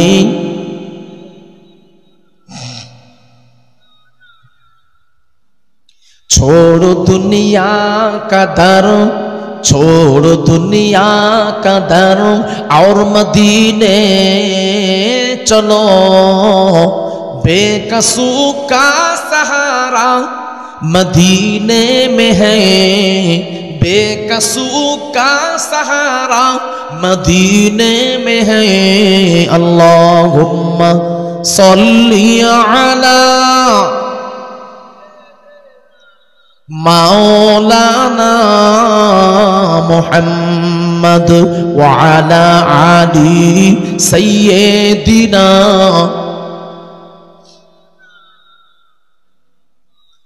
बाबा जी ও আমার মেহেরপুর গ্রামবাসী আব্বা জানেরা নওজোয়ান সুরাম তরুণ যুবক ভাইয়েরা ও আমার মা ও বোনেরা কান্তি খানা করে শুনুন বলতে গিয়ে মনে পড়ে গেল আমার নবী সাহাবী ওমর ফারুকের কথাটা মনে পড়ে গেল আমার নবীকে ওমর কতটা ভালোবাসতেন দেখুন ওমর ফারুক রাদিয়াল্লাহু তাআলা আনহু একদিন হজ পাকে গেছেন হজ করতেছেন বাইতুল্লাহ খানায় কাবা তপ করতে হাজরে আসওয়াদের কাছে এসে দাঁড়িয়ে গেছেন হে হাজরে আসওয়াদ আমি জানি আন্নাকা আ'লামু হাজারুন হে হাজরে আসওয়াদ তুমি একটা পাথর ছাড়া কিছু নয় লা তাদুররু ওয়া লা তানফাউ তুমি মানুষকে ক্ষতি করতে পারো না উপকারও করতে পারো না তবে হে পাথর ওয়ালাউলা রাআইতুন নবী সাল্লাল্লাহু আলাইহি ওয়াসাল্লাম ক্বাব্বালতুকা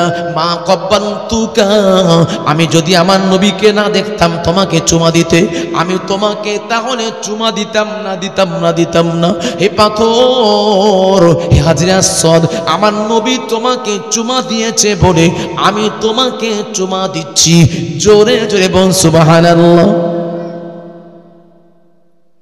সাহাবা হুজুররা নবী ছাড়া কিছু বুঝতেন না সে পাথরকে দেখে বলছে যে আমার নবী যদি না চুমা দিত আমিও তোমাকে চুমা দিতাম না কোন ওমর যে ওমর আমার নবীকে বাবাজি আমার এক সময় আমার নবীকে ওমর কি করেছিল ওমর পীর পালোয়ান ছিল বাবাজি আমি ইসলাম যখন কবুল করে না ওমর কি করেছিল আবু জেহেলের কথা শুনে আমার নবীর গর্দানটা আলাদা করতে এসেছিল তলোয়ার নিয়ে আসছে ও আমার আব্বা জানেরা তলোয়ার নিয়ে আসছে সেই সময় ইসলাম কবুল করলো কে আমার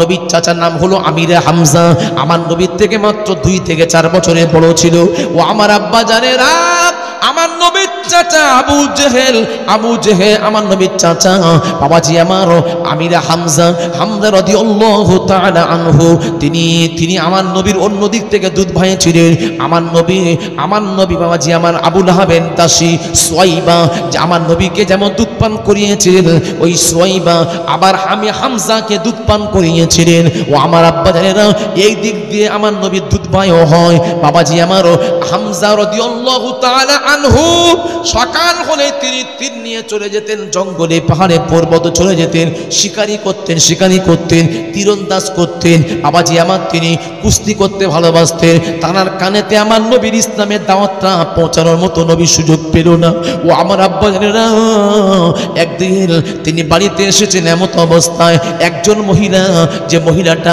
আমার নবীর উপরে যে নির্যাতন হয়েছে আবু জেহেল যে করেছে সেটা তিনি লক্ষ্য করে ও ওই মহিলাটা বাবাজি আমার আমির হামজাকে বলছেন, হে হামজা, আপনার ভাতিজা মুহাম্মদকে আবু জেহেল কত না গালিগালাজ করেছে, কত না ছোট বড় কথা বলেছে, আপনি কি সহ্য করতে পারবেন?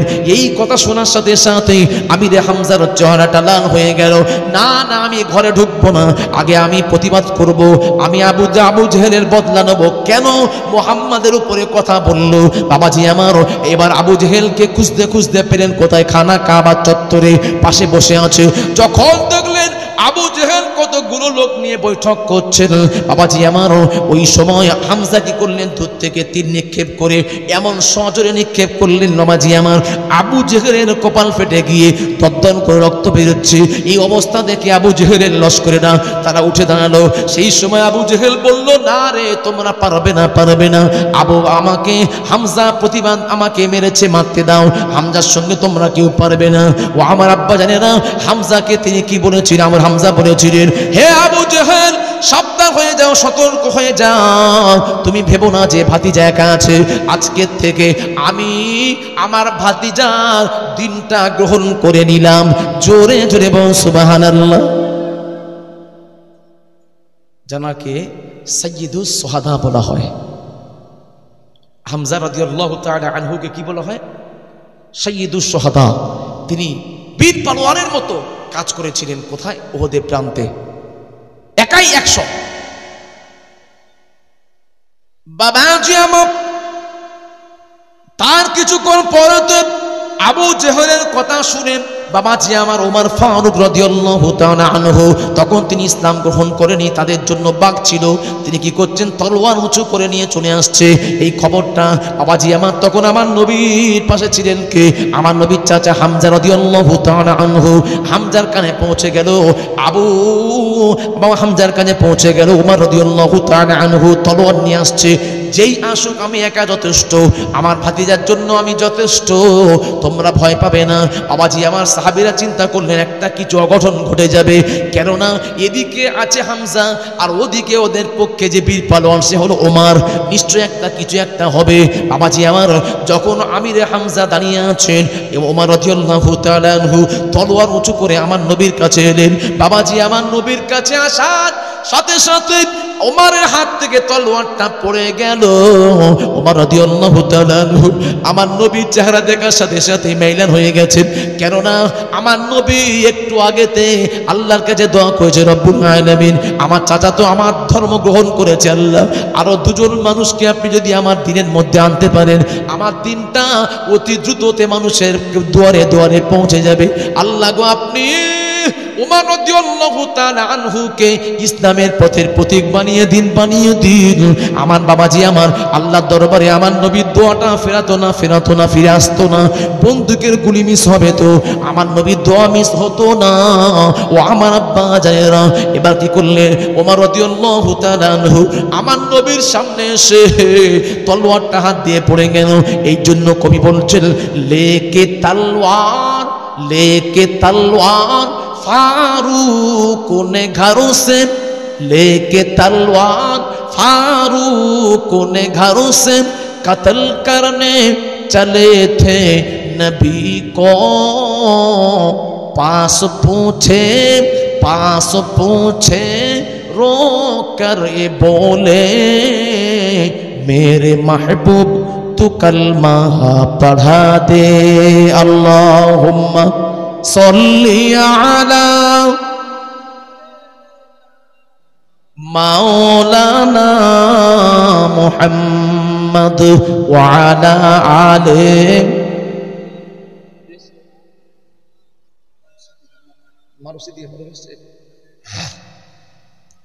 বাবাজি আমার সেই ওমর বললেন, হুজুর আপনি আমাকে তলোয়ারটা আপনার জন্য পড়ে গেছে, আপনি আমার হাতটা ধরে কলেমা পড়িয়ে নিন। ও আমার আব্বা জানে না কলেমা পড়ার পরে ওমর কি বলেছিল? ওমর বলেছিল, হুজুর গো, আজকের থেকে এই তলোয়ারটা আপনার বিরুদ্ধে যে একবার আগুন তুলবে, আমি ওমর একাই যথেষ্ট, আপনার চিন্তা করতে হবে না।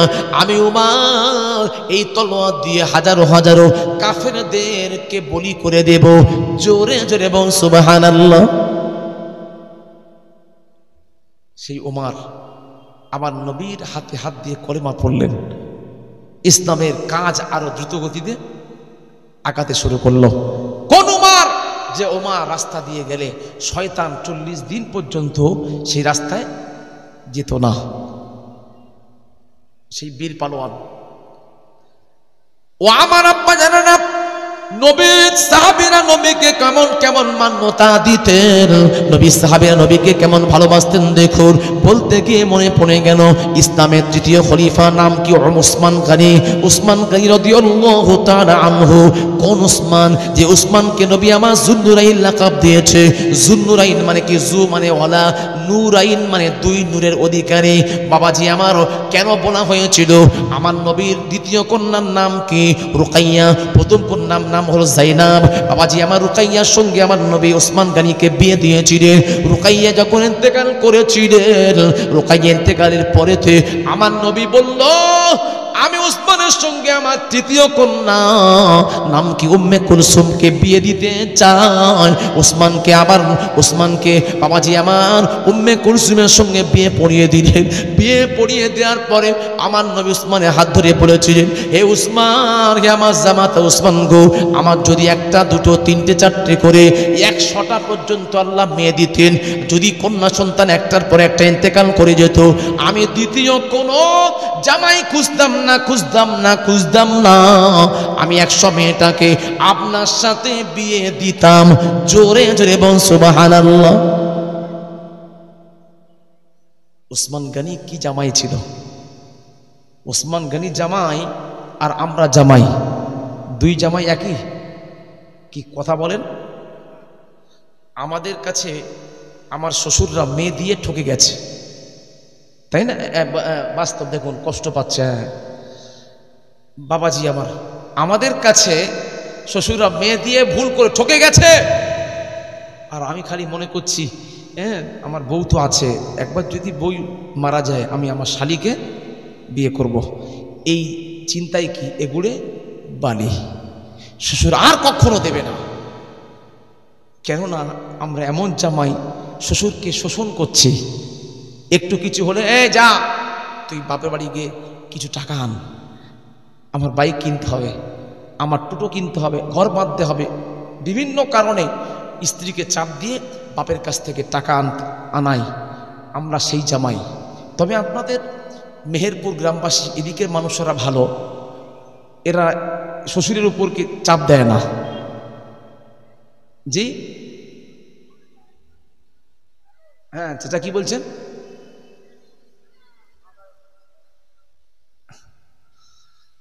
বাবাজি আমার, জামাই যদি হতে হয় উসমান গনির মতো হন। খবরদার শ্বশুরকে নিজের আব্বার মতো সম্মান করুন, চাপ দেবেন না, যৌতুক নেবেন না। বাবাজি আমার, আমরা তো কাজী সাহেব যখন বিয়ে পড়াই, যখন বেশি বলি দেড়মোহরটা একটু বাড়ানোর কথা, বলে হুজুর আপনি চাপ দেবেন না, আমি আমার ছেলেকে পণ নিচ্ছি না, যৌতুক ছাড়া বিয়ে দিচ্ছি, অতএব যেটা সর্বনিম্ন সেটাই করুন। মানে ও রেগে আছে আর কি, যৌতুক নিতে পারছে না বলে ও রেগে আছে। হ্যাঁ, যৌতুকের সঙ্গে দেনমোহরের কোনো সম্পর্ক আছে? ওটা তো হারাম, আর এটা তো অজীব। তাহলে আপনি কেন বলছেন হুজুর আমি যৌতুক নিচ্ছি না বলে আপনি সর্বনিম্ন দেনমোহর করুন?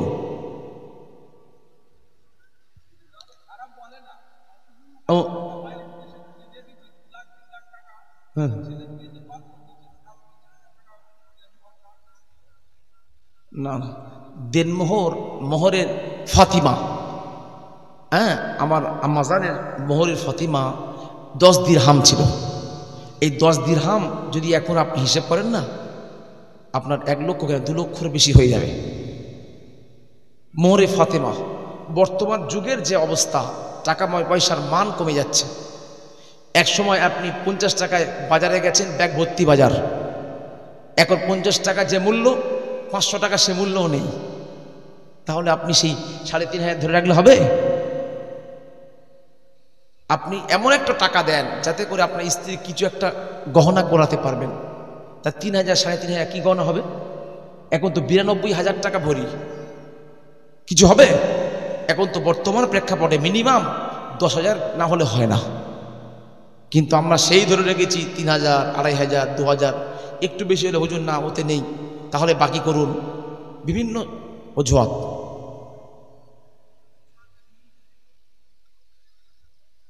বাবাজি আমার আব্বায়েরা, নওজোয়ান তরুণ যুবক ভাইয়েরা ও আমার মা ও বোনেরা, বলতে গিয়ে মনে পড়ে গেল কোন উসমান গনি রাদিয়াল্লাহু তাআলা আনহু আমার নবীকে কেমন ভালোবাসতে দেখুন। বাবাজি হুদায়বিয়া সন্ধি হয়েছিল 6ষ্ঠ হিজরিতে। আমার নবী আমার ফজরের নামাজের পরে সাহাবা হুজুরদেরকে বললেন, হে আমার সাহাবীরা, আমি রাসূলুল্লাহ স্বপ্ন দেখেছি তোমাদেরকে নিয়ে বাইতুল্লাহ খানায়ে কাবা তপ করছি। এই কথা শোনার সাথে সাথে সাহাবীরা আনন্দে উৎফুল্ল হয়ে গেলেন। হুজুর গো, আর দেরি নয়, দেরি নয়, দেরি নয়, কেননা আপনার স্বপ্নটা হলো ওহী, আপনার স্বপ্নটা সত্য। হুজুর গো, আমরা আমাদের মাতৃভূমি ছেড়ে চলে এসেছি, 6 বছর হয়ে গেছে।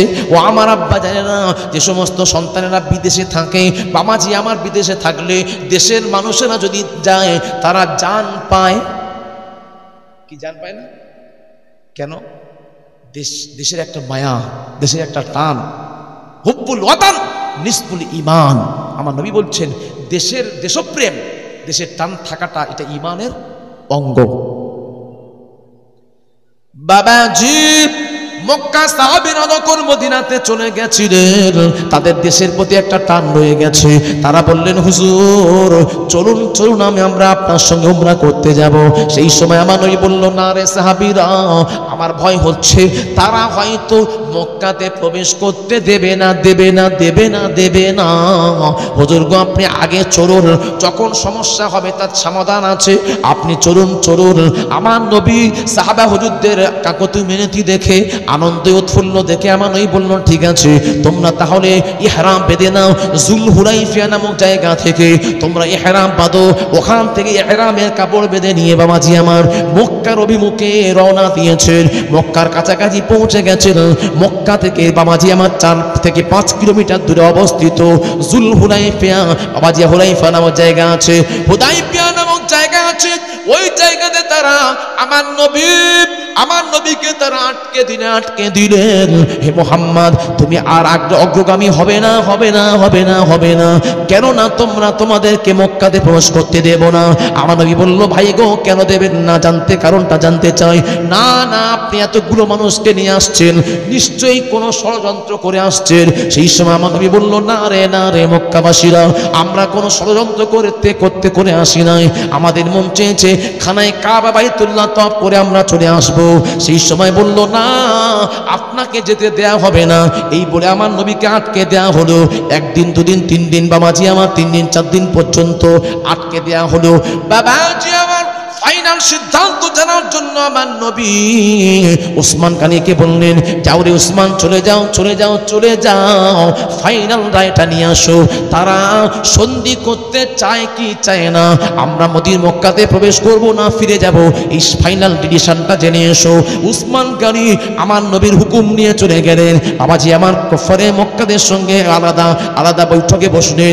তারা বলল, ভাই উসমান, ও ভাই উসমান, কোনো মতেই এই বছরে মুহাম্মদকে মক্কাতে প্রবেশ করতে দেয়া হবে না।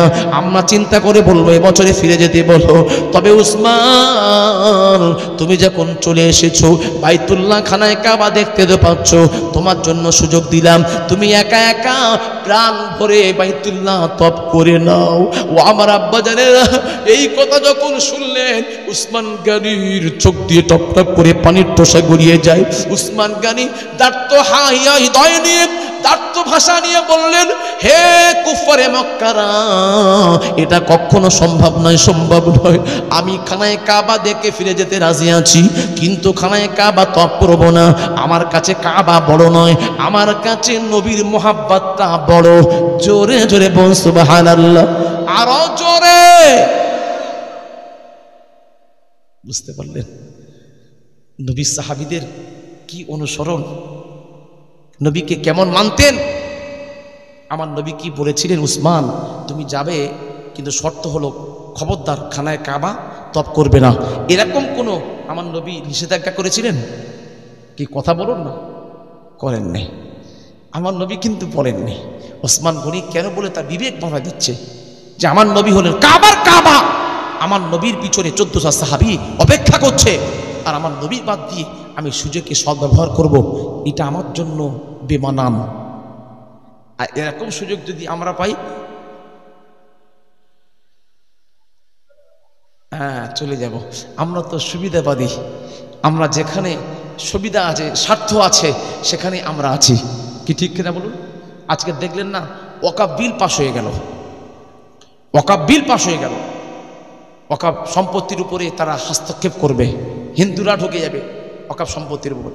যেখানে রেড রোড নামাজ হয়, লক্ষ লক্ষ মুসলমানরা কলকাতার রাজপথে ঈদ উল ফিতরের নামাজ আদায় করলো, ওই সম্পত্তি কাদের? মুসলমানদের। পুরো ধর্মতলার সব সম্পত্তি মুসলমানদের। এখন যদি বলে যে না রাস্তা জাম করে নামাজ পড়া যাবে না, এবার আপনাকে চুপ করে যেতে হবে। কেন? ওই কমিটির মধ্যে তারা ঢুকে গেছে, আপনার সম্পত্তি ঢুকে গেল অন্যজন। তাহলে এর জন্য কারণ কি? আমরা মুসলমান নিজে আত্মকেন্দ্রিক, আমরা নিজেকে নিজের স্বার্থ ছাড়া কিছু বুঝি না। আমার একটা গদি দিয়ে দিল, আমি চুপ করে গেলাম, বোবা, আর মুখ খুলছি না। যাতে কি হবে সেই চিন্তা আমার নাই। এই জন্য মুসলমান মার খাচ্ছে। খবরদার সেরকম মুসলমান হতে যাবেন না। এই মুনাফিক মার্কা মুসলমানের জন্য আজকের সমাজ এই পদদলিত, এত সমাজ নিচে নেমে এসেছে। আল্লাহ পাক আমাদের হক কথা বলার মতন তৌফিক ইনায়াত করেন। সকলে বলি আল্লাহুম্মা আমিন। মুহাব্বতে দরুদ শরীফ আল্লাহুম্মা সাল্লি আলা মাওলানা মুহাম্মদ ওয়া আলা আলি সাইয়্যিদিনা। जिंदगी वो है जो यादें नबी में कटे, मौत वो है जो मदीने में जाकर मिले, जिस पे मौला कि इतना करम हो इसे, जिस पे मौला कि इतना करम हो इसे, फिर किसी की इनायत नहीं चाहिए, बलगल उला बेकमालिही, हसनत जमीउ खिसालिही। बाबाजी আমার আব্বা জানেরা, নওজোয়ান তরুণ যুবক ভাইয়েরা, বাবাজি আমার দুনিয়া তো আমরা দুনিয়াতে কোনো কিছু স্বপ্ন দেখলাম ঘুমিয়ে ঘুমিয়ে। বাবাজি আমার ভালো মন্দ কত না স্বপ্ন দেখেছি। এই জীবনে কি আমার নবীকে দেখেছেন? নবীকে যদি না দেখে থাকেন এই জীবনের কোনো দাম নাই, দাম নাই, দাম নাই। এই জন্য কবি বলছেন, আশিক রাসূল বলছেন, জিন্দেগি ও হ্যায় জো ইয়াদে নবী মে কাটে, জীবন তো ওটাই যেটাই নবীর মোহাব্বতে অতিবাহিত হয়ে গেছে। ও আমার মেহেরপুর গ্রামবাসী আব্বা জানেরা, নয়তো নওজোয়ান তরুণ যুবক ভাইয়েরা, আপনাদের কাছে আমার প্রশ্ন, আমাদের জীবনটা নবীর মোহাব্বতে কাটছে না দুনিয়ার মোহাব্বতে কাটছে? আমরা বেকার। এই জীবনের কোনো মূল্য নাই যে জীবনে নবীকে একবার দেখলেন না। ও আমার আব্বা জানে না, আশিক রাসূল বলছেন, মौत वो है जो मदीने में जाकर मिले, মৃত্যু তো ওটাই যেটা মদিনাতে গিয়ে হয়। ও আমার আব্বা জানেনা, আপনারা মেহেরপুরে মরলেও মরা, মদিনাতে মরলেও মরা, দুই মৃত্যুর মধ্যে পার্থক্য আছে না নাই? আছে।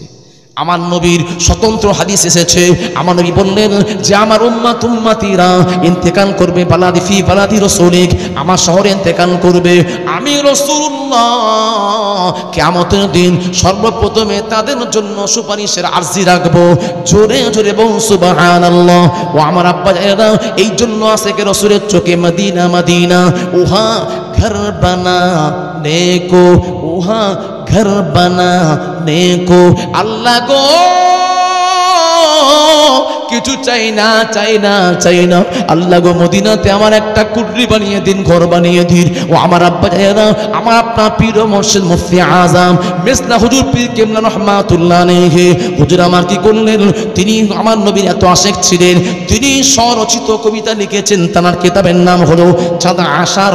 বাবাজি আমার স্বরচিত কবিতা অনেকগুলো লেখা আছে, আরবিতে অনেক কবিতা লিখেছেন, ফার্সিতে অনেক কবিতা লিখেছেন।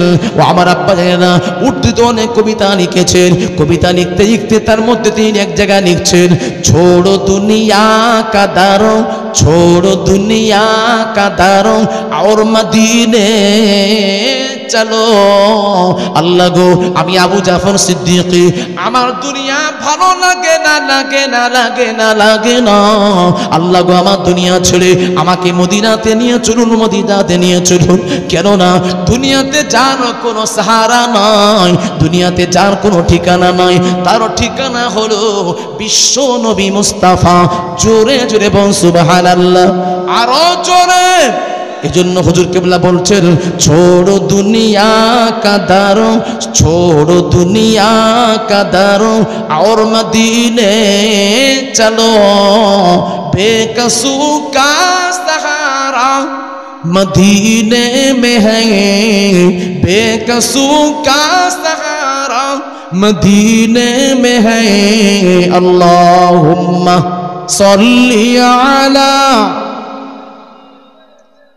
আচ্ছা এই আসেনি, বক্তা আসেনি নাকি? আমাকে আবার বাড়াচ্ছেন কেন?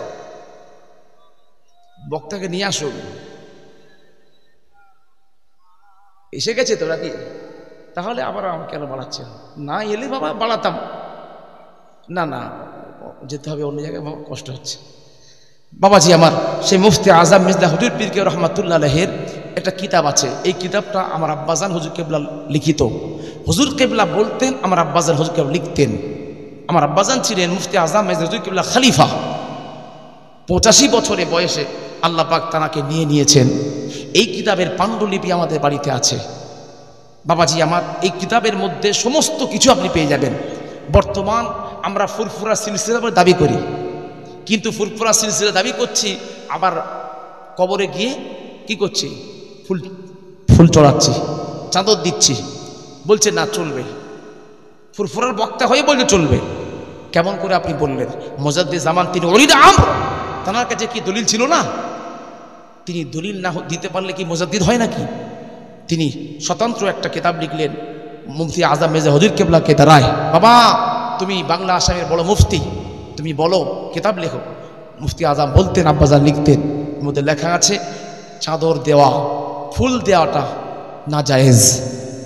আমরা ফুরফুরা দাবি করব আর মাজারে গিয়ে সাজদা করব, হবে? হবে না। তাহলে আপনি সাইনবোর্ডটা চেঞ্জ করুন, আপনি লিখুন বেরেলি আমি। বাবাজি আমার এখন বিভিন্ন জায়গায় ফিতনা। আপনি নামাজ পড়বেন, জানাজার পরে দোয়া করবেন, বলছেন না লাশ তুলে নাও। জানাজা মানেই দোয়া, কি বলছেন না? জানাজা মানে কোনদিন দোয়া হয়? মুজাদ্দিদ জামান ভুল করলেন। মক্কার বড় বড় শায়েখরা তারা আজও পর্যন্ত দোয়া করেন। তুরস্কের প্রেসিডেন্ট এরদোগান, সেখানে একজন বস্তবড় আল্লাহর ওলি বুজুর্গ মারা গেছেন। তার নামাজের পরে তিনি তুরস্কের প্রেসিডেন্ট হাফেজে কোরআন তিনি দোয়া করছেন লক্ষ লক্ষ মানুষকে নিয়ে। বাবাজি আমার মানুষ মারা গেলে আমরা কি করি? কবরে গিয়ে খেজুর পাতা দিই, কি দিই তো নাকি? আপনি এদিকে চলে তো খেজুর পাতা এখন দেখবেন অনেক জায়গা থেকে উঠে গেছে। আপনি সাগরে যান, দক্ষিণে যান, ওরা বলছে না খেজুর পাতা দেওয়াটা চলবে না। আর এই কিতাবের মধ্যে মুফতি আজম মির্জা হুজুর কেবলা বলে যাচ্ছেন যে খেজুর পাতা আমরা দিই, কেন দিই, তার পিছনে দলিল কি আছে সব লিখেছেন। এই খেজুর পাতা যতদিন পর্যন্ত কাঁচা থাকবে আল্লাহ পাক এই খেজুর পাতার ওসিলায় ওই মাইয়েতের কবরের আযাবকে তাখফিফ করে দেন। জোরে বলুন না সুবহানাল্লাহ। বাবাজি আমার এরকম ভাবে খুঁটিনাটি অনেক মাসলা যেগুলো আমরা, আপনি কবর জিয়ারত করতে যাচ্ছেন, একে তো কবর জিয়ারত করতে যেতে দেয় না, বলছে না এখান থেকে সেরে দিই। আপনি কবরের ধারে যখন গেছেন আসসালামু আলাইকুম ইয়া আহলাল কবর বলে আপনি সালাম দিচ্ছেন। সালাম দেওয়ার পরে আমরা কি করি? কবরের দিকে মুখ করে আমরা দোয়া করি, কি তাই তো নাকি? ইদানিং করে চালু করে দিয়েছে, সালাম কবরে দিয়ে বলে ঘুরে দাঁড়ান। কোথায় ঘুরবো রে বাবা? পশ্চিম দিকে ঘুরুন। আমার বাপের কবর জিয়ারত করতে এসেছি, বাপের দিকে পোত করে ওদিকে আমি মুখ করে দোয়া করছি। এটা হচ্ছে শরিয়াতের খেলাফ।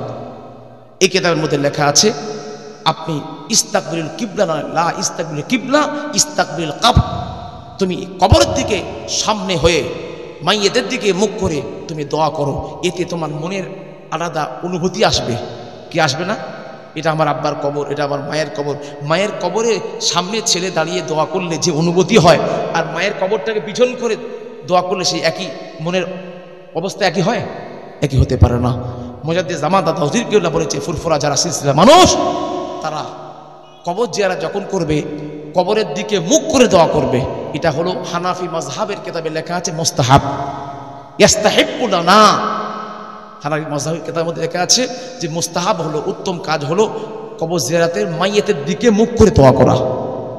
বর্তমান যুগে যারা বলছে নবী মারা গেছেন, তাদের আলামত কি? ওহাবিদের আলামত। ওহাবি চিনবেন কেমন করে? এই সমস্ত আলামত এই কিতাবের মধ্যে একদম লেখা আছে। এই জন্য আমি আপনাদের খেদমতে এসেছি। এই কিতাবটা সিলসিলার স্বার্থে, সিলসিলার জন্য, দিনের খেদমতের জন্য একটা করে আপনারা রাখার চেষ্টা করুন।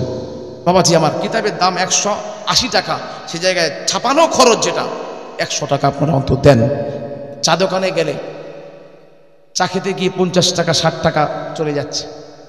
এই সিলসিলার জন্য আপনারা এত ভালোবাসেন, অন্তত একটা করে কিতাব রাখুন। মুজাদ্দিদ জামান দাদা হুজুর কেবলার কালিজার চোখ টুকরা মেজে হুজুর কেবলা বলেছেন, বাবা আমার কিতাব যার বাড়িতে থাকবে, আমার রুহানিয়াত তার বাড়িতে থাকবে। এই জন্য একটা করে কিতাব রাখার চেষ্টা করুন। দুরূদ শরীফ, আল্লাহুম্মা সাল্লি আলা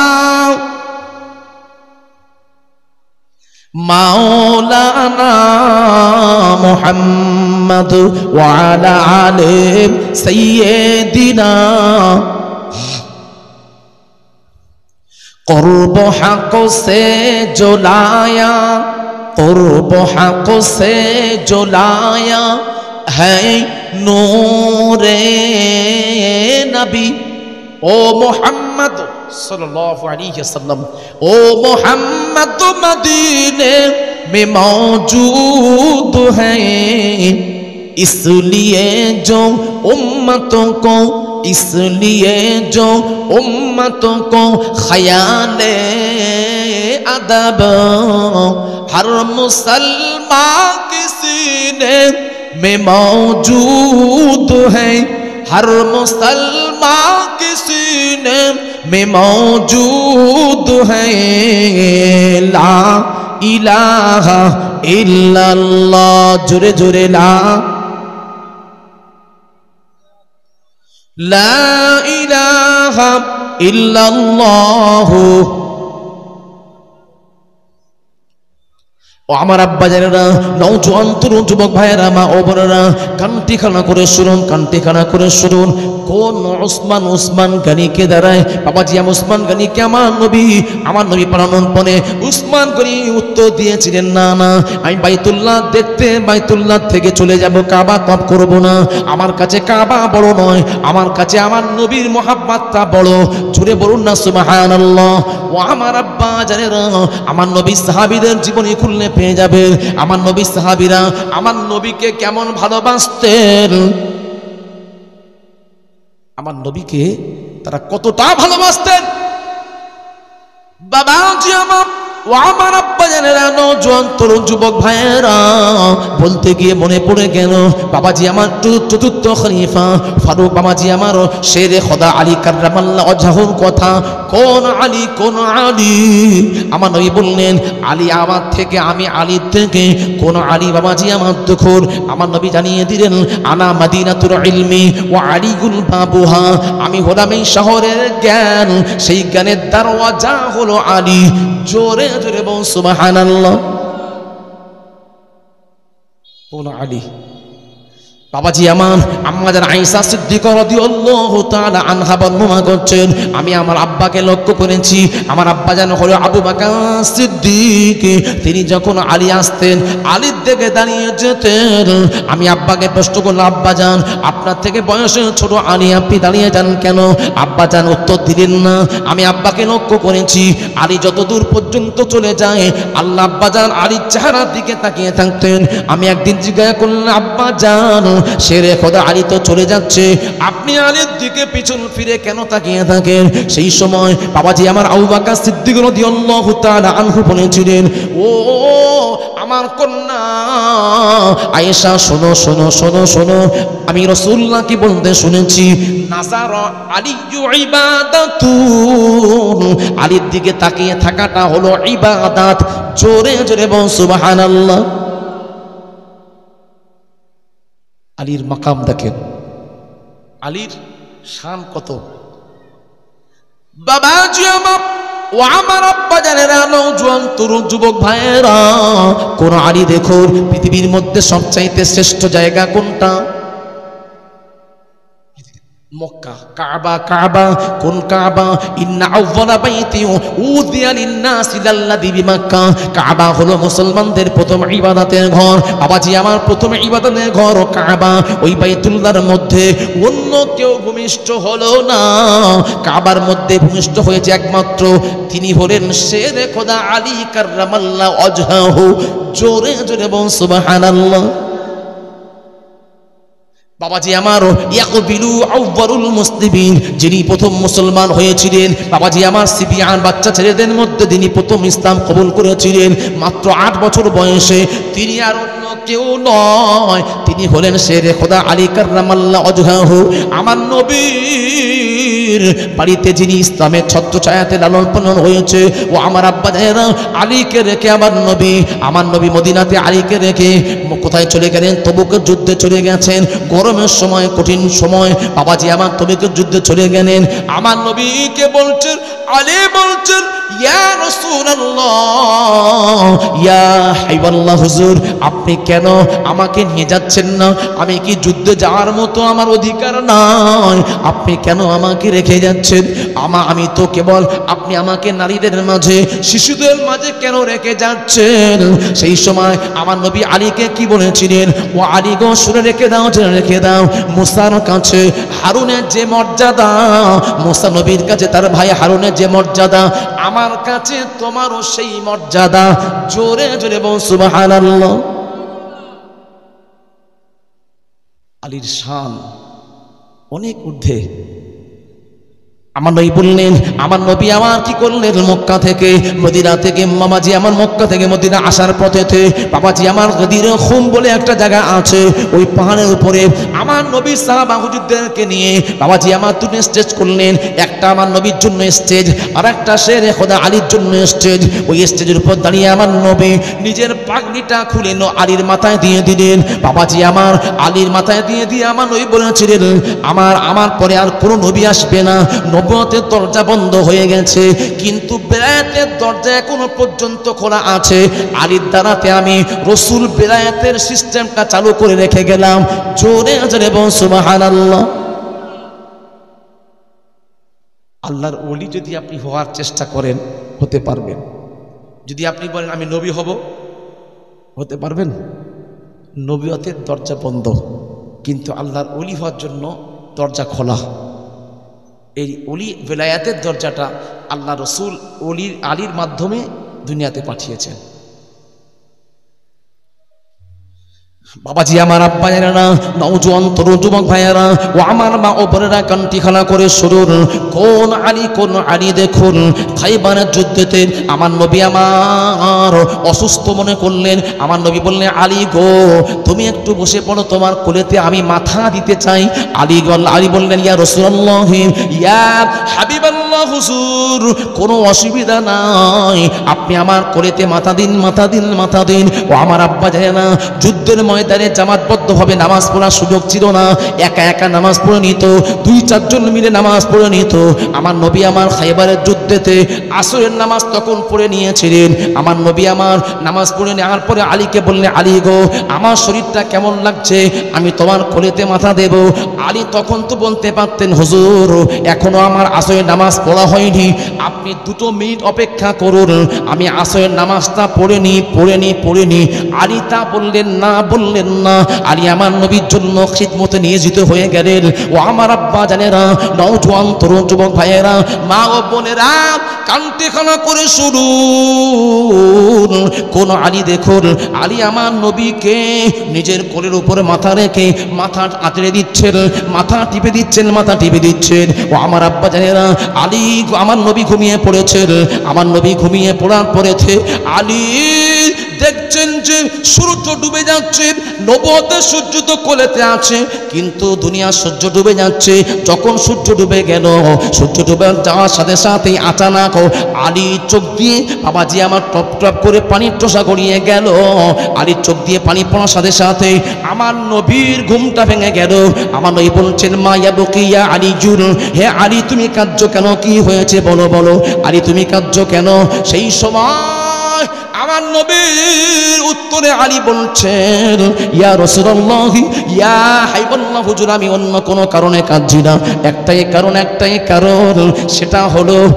সেটা হলো আমার নামাজটা কাজা হয়ে গেছে, আমার নামাজটা পড়া হলো না। সেই সময় আমার নবী বললেন, আলী গো তুমি নামাজটা কাজা করে নাও। সেই সময় আলী বললেন, না ইয়া রাসূলুল্লাহ, আমি আপনার খিদমত করে নামাজ কাজা পড়তে চাই না, আমি আপনার খিদমতে নামাজ আদা করতে যাই, আমি নামাজ আদা পড়তে চাই। সেই সময় আমার নবী বললেন, আলী গো তুমি কি সত্যি নামাজ আদা পড়তে চাও? হ্যাঁ ইয়া রাসূলুল্লাহ, আমি নামাজ আদা পড়তে চাই। তখন কি করলেন আমার নবী? আল্লাহর দরবারে রফা ইয়াদাইহি ইলাস সামা, আল্লাহর দরবারে হাত উত্তোলন করে বললেন, মাবুদ আল্লাহ গো, আল্লাহুম্মা ইন্না আলিজান তাআতিকা ওয়া তাআতি রাসূলিক, আল্লাহ গো আলী তো আমার খিদমত করেছে, আমার ইবাদত মানে আপনার ইবাদত, আমার ইতাআত মানে আপনার ইতাআত। আমি রাসূলুল্লাহ দোয়া করি, আপনি ফারদুদ আলাইহিস শামস, রাওয়াহু তিরমিজি, ফারদুদ আলাইহিস শামস, আল্লাহ গো আপনি সূর্যটাকে, ডোবা সূর্যটাকে আসর ওয়াক্তে ফিরিয়ে দিন। বলার সাথে সাথে ডোবা সূর্য আসর ওয়াক্ত চলে এলো। আলী আসরের নামাজটা আদায় করে নিলেন। আরো জোরে নারে তাকবীর। বাবাজি আমার, আমি বিদায় নিচ্ছি, আমার ভাই এসে গেছেন, আলহাজ হযরত মাওলানা আব্দুল মারুফ ফাতেহী সাহেব, তিনি আপনাদের খিদমতে এসেছেন, মূল্যবান কথা রাখবেন। আমি এখানে থেকে আপনাদের কাছ থেকে বিদায় নিলাম। ওয়া আখিরু দাওয়ানা আনিল হামদুলিল্লাহি রাব্বিল আলামিন। মুহাব্বতে দরুদ শরীফ, আল্লাহুম্মা সাল্লি আলা